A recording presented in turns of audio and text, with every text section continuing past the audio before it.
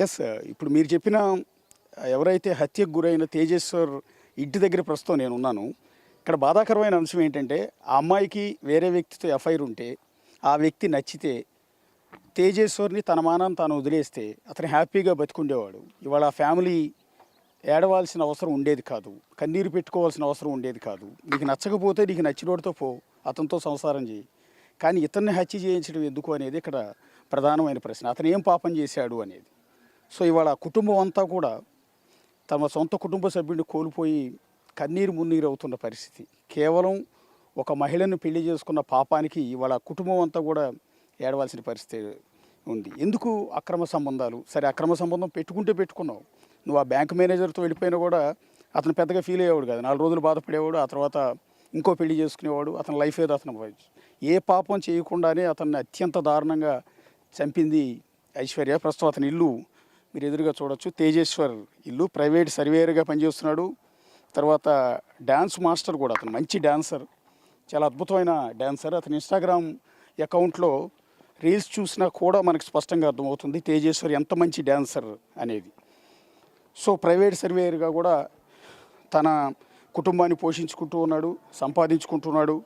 చాలా తెలివిగల వ్యక్తి, చాలా మంచి కుటుంబం. సో ఇంత మంచి కుటుంబానికి అలాంటి వాడు, అలాంటి ఐశ్వర్య ఎలా దక్కిందో అర్థం కావట్లేదు. కుటుంబ సభ్యులంతా కూడా కుమిలిపోతూ ఉన్నారు. ఈ టైంలో వాళ్ళని డిస్టర్బ్ చేయడం కూడా మంచిది కాదు. కానీ తెలియాలి ఈ చేసిన పాపం ఏంటనేది తెలియాలి. ఒక మంచి వ్యక్తిని అన్యాయంగా పొట్టను పెట్టుకున్న ఐశ్వర్య, ఆమె తల్లి, ఎవరైతే మధ్యలో ఉన్న ఆ నీచుడు బ్యాంక్ మేనేజర్గా పనిచేస్తున్న తిరుమల పాపం గురించి ప్రపంచానికి తెలియాలి. ఇలా వీళ్ళ వల్ల ఇంకొకళ్ళు పడకూడదు, ఇంకొకళ్ళు ప్రాణం పోగొట్టుకోకూడదు అన్న ఉద్దేశంతో వాళ్ళు ఎస్టాబ్లిష్ చేస్తూ ఉన్నాం. చూడండి చక్కగా ఎంత మంచి ఇల్లు, ఎంత మంచి ఫ్యామిలీ, ఎంత వాళ్ళ ఫ్యామిలీకి కూడా చాలా మంచి పేరు ఉంది గద్వాల్ ఇక్కడ.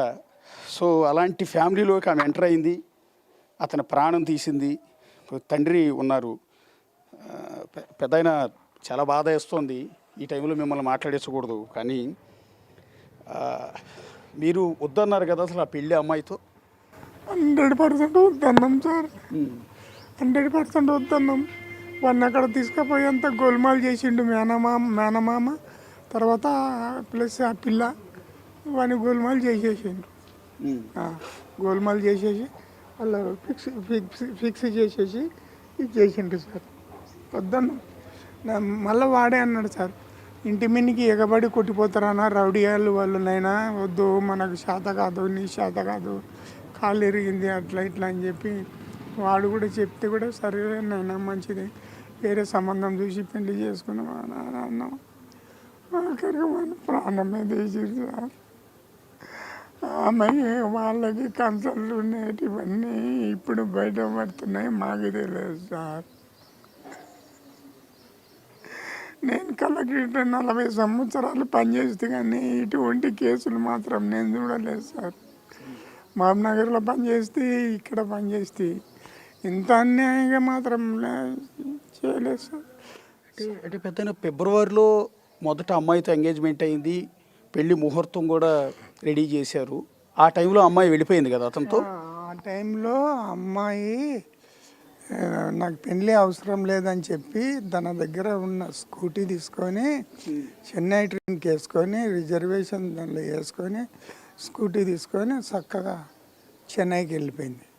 వెళ్ళిపోయిన తర్వాత కొన్ని రోజులైన తర్వాత మళ్ళా స్కూటీ తీసుకొని మళ్ళీ వచ్చింది.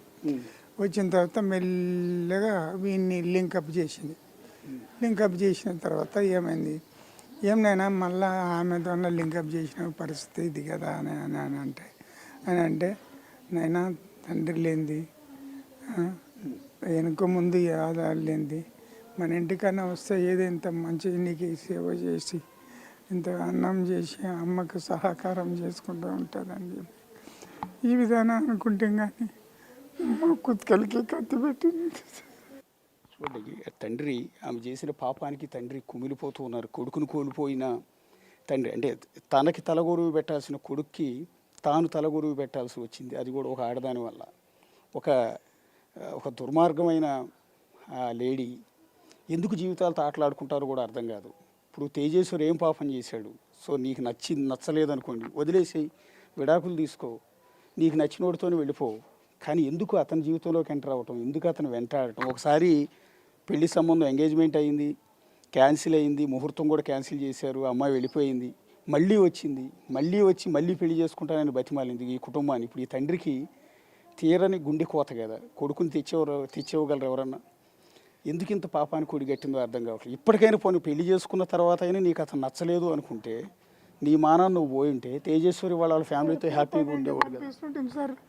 ఆమె పోతానంటే కూడా మంచిదమ్మ పోయిరా తల్లి, మాకేం అవసరం లేదు, పోయిరా, మాకేం అవసరం లేదు, నీకు కట్నం వద్దు, మేము కట్నం అడగలేదు, నేను ఇంతవరకు కట్నం లేదు మామయ్య అని మా దగ్గర అన్నావు కదా, కట్నంతో మాకు అవసరమే లేదమ్మా, నీవు దారి పట్టుకొని నువ్వు అని కూడా అని చెప్తుంటాం సార్.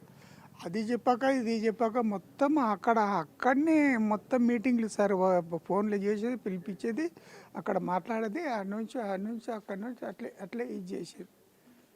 అవి చేసి అంటే మీ అబ్బాయి మిస్ అయిన తర్వాత అండి, అంటే మీ అబ్బాయి రాలేదు, ఇంటికి రాని తర్వాత అమ్మాయి ఏం చేసిందండి?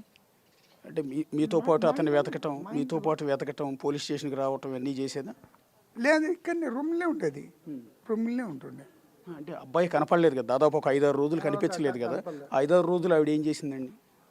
ఇంట్లోనే ఉంది, ఇంట్లోనే ఉన్నాడు. అంటే మీ ముందు కనీసం బాధపడేదో, భర్త కనిపించలేదు అన్న బాధతో ఏమైనా కనిపించేదా? అదే కనపడలే మాకంత, భర్త కనపడలేదు, బుగులు లేచి ఆయన భర్త కనపడతలేడని చెప్పి మాత్రం బుగులు మాత్రం కనపడలేదు. అది మాత్రం రాలేలేదు సార్.